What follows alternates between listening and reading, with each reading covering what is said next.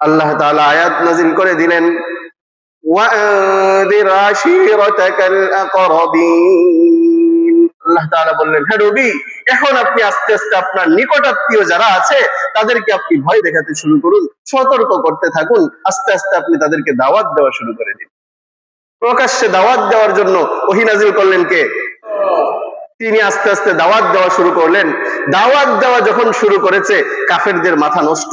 কাফেররা বলে যে এই পৌত্তলিকতার উপর ভিত্তি করে আমাদের সাম্রাজ্য গড়ে উঠেছে, যে যদি মুহাম্মাদের সেই কালেমা মানুষ গ্রহণ করে নেয় তাহলে আমাদের সাম্রাজ্য ধ্বংস হয়ে যাবে, আমাদের প্রভাব প্রতিপত্তি থাকবে না, আমাদের পাওয়ার থাকবে না, আমাদের ক্ষমতা থাকবে না, যেমনি হোক মুহাম্মদকে ঠেকাতে হবে।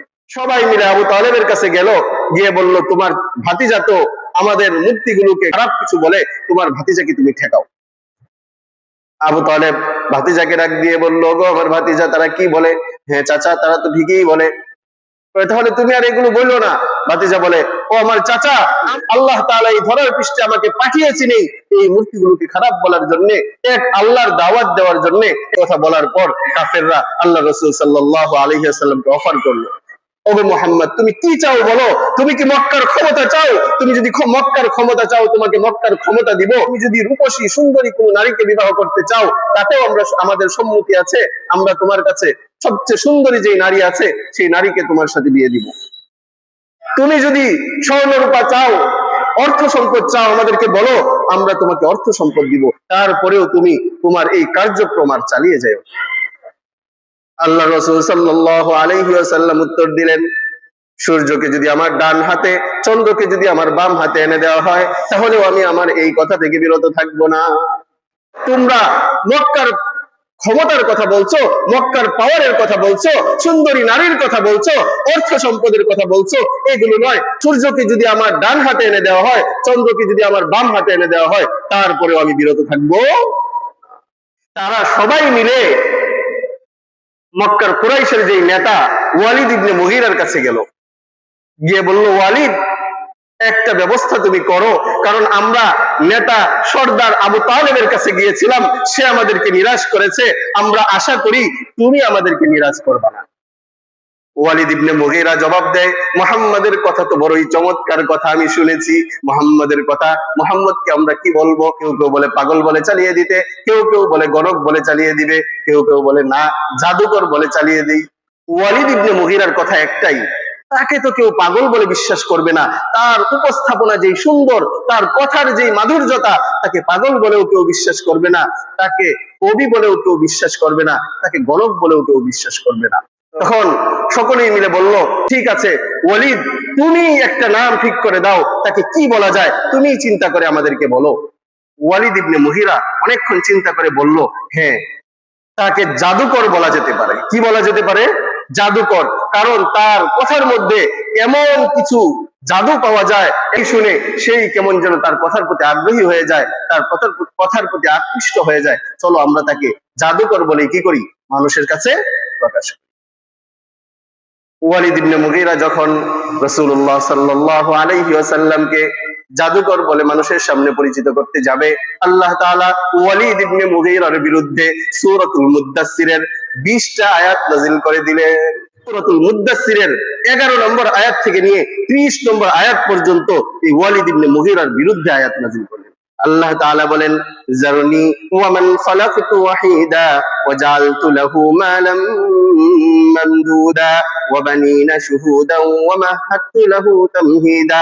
এমনি ভাবে আল্লাহ তাআলা ওয়ালিদ ইবনে মুগীরার বিরুদ্ধে তাকে অভিশাপ দেওয়ার জন্য প্রথমেই বর্ণনা করেছেন, যা আমাকে এবং তাকে একাকী ছেড়ে দাও, আমি যাকে সৃষ্টি করেছি, কারণ আমি তাকে অঢেল ধন সম্পদ দিয়েছি, অনেক সন্তান সন্ততি দিয়েছি যারা তার আশপাশেই থাকে, এবং তাকে আমি সুন্দর জীবিকা নির্বাহ করার জন্য ব্যবস্থাপনা করে দিয়েছি। সে মনে করে এগুলো শুধু আমি বাড়িয়েই দিব, এই বিভিন্ন কথা বলে আল্লাহ তাআলা তারপর আস্তে আস্তে তাকে সাউরহিকুহু সাউদা, জাহান্নামের এক বিশেষ পাথরের কথা বললেন, তাকে নিক্ষেপ করা হবে। অনেক অভিশাপ আল্লাহ তাআলা তাকে দিলেন। কারণ সে ওই কাফের মুশরিকদের কথায় রাসূলুল্লাহ সাল্লাল্লাহু আলাইহি ওয়াসাল্লামকে জাদুকর বলতে চেয়েছে। কাফেররা যখন দেখলো যে মুহাম্মদ সাল্লাল্লাহু আলাইহি ওয়াসাল্লাম মানুষের মাঝে এক দিনের, এক আল্লাহর একত্ববাদের দাওয়াত দিচ্ছে, এক আল্লাহর একত্ববাদের দাওয়াত দিয়ে মানুষকে ইসলামে দীক্ষিত করাচ্ছে, যখন কাফেররা এগুলো দেখলো তাদের মাথা নষ্ট হয়ে গেল। কেউ কেউ বলল মুহাম্মদ হচ্ছে কবি, যারা বললেন মুহাম্মদ হচ্ছে কবি। আল্লাহ তাআলা সূরাতুল হাক্কার 41 নম্বর আয়াতে আল্লাহ তাআলা জবাব দিয়ে দেন, ওয়ামা হুয়া বিকাউলি শাইর কলিলাম মা তুমিনুন।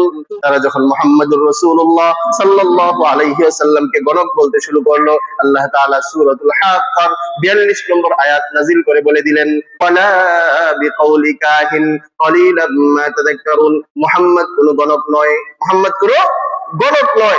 তখন তারা বলতে শুরু করলো মুহাম্মদ হচ্ছে পাগল। মুহাম্মদ কি? পাগল। তারা রাসূলুল্লাহ সাল্লাল্লাহু আলাইহি ওয়াসাল্লামকে পাগল সাব্যস্ত করতে চেয়েছে। আল্লাহ তাআলা তাদের এই বাণীকে সূরাতুল হিজরের 6 নম্বর আয়াতে আল্লাহ তাআলা বলেন, وقالوا يا أيها الذي نزل عليه الذكر إنك لمجنون। নিশ্চয়ই কাফেররা বলছে, নিশ্চয়ই কাফেররা তারা মুহাম্মদুর রাসূলুল্লাহ সাল্লাল্লাহু আলাইহি ওয়াসাল্লামকে লক্ষ্য করে বলে, হে ওই ব্যক্তি যার উপর কোরআন অবতীর্ণ হয়েছে, ইন্নাকা লামাজনুন, নিশ্চয়ই তো তুমি পাগল। মুহাম্মদুর রাসূলুল্লাহ সাল্লাল্লাহু আলাইহি ওয়াসাল্লামকে তারা পাগল বলে গালি দিয়েছে। ঠিক এমনি ভাবে 29 নম্বর পারায় সূরাতুল কলমের 51 নম্বর আয়াতে আল্লাহ তাআলা তাদের এক কথার উদ্ধৃতি উল্লেখ করেছেন। আল্লাহ তাআলা কাফেরদের কথা উল্লেখ করে বলেন, কাফেররা বলে, ওয়া ইন ইয়াকাদুল্লাযীনা কাফারু লা ইউযলিকুনাকা বিআবসারিহিম লাম্মা সামি'ud যিকরা ওয়া ইয়াকুলুনা ইন্নাহু লামাজনুন। যখন তারা কোরআন শ্রবণ করে, যখন তারা এই কোরআনের তেলাওয়াত শুনে, তখন মনে হয় তারা যেন চোখ দিয়েই তোমাকে আছড়ে ফেলে দিবে, এবং তারা বলে ইন্নাহু লামাজনুন, নিশ্চয় হচ্ছে মুহাম্মদ পাগল। মুহাম্মদ কি? পাগল। শুধু পাগল বলেই তারা ক্ষান্ত থাকে নাই। সূরাতুস সাদের 4 নম্বর আয়াতে আল্লাহ তাআলা আর কি কি বলেছে আল্লাহ বলে দিয়েছেন। সূরাতুস সাদের 4 নম্বর আয়াতে আল্লাহ তাআলা বলেন, ওয়াজিবু আন জাআহুম মুনযিরুম মিনহুম فقال الكافرون هذا ساحر كذاب। কাফেররা বড়ই হতবাক হয়ে গিয়েছে, বড়ই অবাক হয়ে গিয়েছে যে তাদের এই মধ্য থেকে আল্লাহ তাআলা একজন রাসূল প্রেরণ করেছে, তাদের ভীতি প্রদর্শনকারী, তাদেরই গোত্র থেকে, তাদেরই বংশ থেকে আল্লাহ তাআলা পাঠিয়েছে। এটার জন্য তারা খুব হতবাক হয়ে গিয়েছে এবং তারা বলে, ফাকালাল কাফিরুনা হাদা সাহিরুন কাযযাব, এই মুহাম্মদ হচ্ছে জাদুকর, এই মুহাম্মদ হচ্ছে গিয়ে মিথ্যাবাদী। নাউযুবিল্লাহ। কাফেররা যখন মুসলমানদের পাশ দিয়ে যেত, মুসলমানদেরকে তারা উপহাস করত। এই কথাকে আল্লাহ তাআলা সূরাতুল মুতাফফিফিনের 29 নম্বর আয়াত থেকে নিয়ে 33 নম্বর আয়াত পর্যন্ত আল্লাহ তাআলা বর্ণনা করেছেন, ইন্নাল্লাযীনা আজরামু কানু মিনাল্লাযীনা আমানু ইয়াদহাকুন ওয়া ইযা মাররু বিহিম ইয়াতাগামাজুন ওয়া ইযা ক্বালাবু ইলা আহলিহিম ক্বালাবু ফাকিহিন ওয়া ইযা রাআউহুম ক্বালু ইন্না হাউলা'i লাদাল্লুন ওয়া মা উরসিলু আলাইহিম হাফিযিন। ইন্নাল্লাযীনা আজরামু, যারা অপরাধী আছে, কানু মিনাল্লাযীনা আমানু ইয়াদহাকুন, তারা যখন মুসলমানদেরকে দেখতো তারা ঠাট্টা বিদ্রূপ করত, হাসি তামাশা করত। ওয়া ইযা মাররু বিহিম, যখন মুসলমানদের পাশ দিয়ে তারা অতিক্রম করত, ইয়াতাগামাজুন, একে অপরকে চোখ টিপাটিপি করত বিদ্রূপ করার জন্য।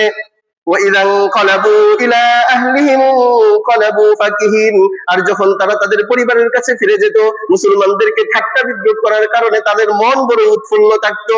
ওয়া ইযা রাআউহুম ক্বালু ইন্না হাউলা'i লাদাল্লুন, এই কাফিররা যখন মুসলমানদেরকে দেখতো তখন তারা বলতো ইন্না হাউলা'i লাদাল্লুন, নিশ্চয় এই মুসলমানরা বিভ্রান্তির মধ্যে আছে, পথভ্রষ্টতার মধ্যে আছে।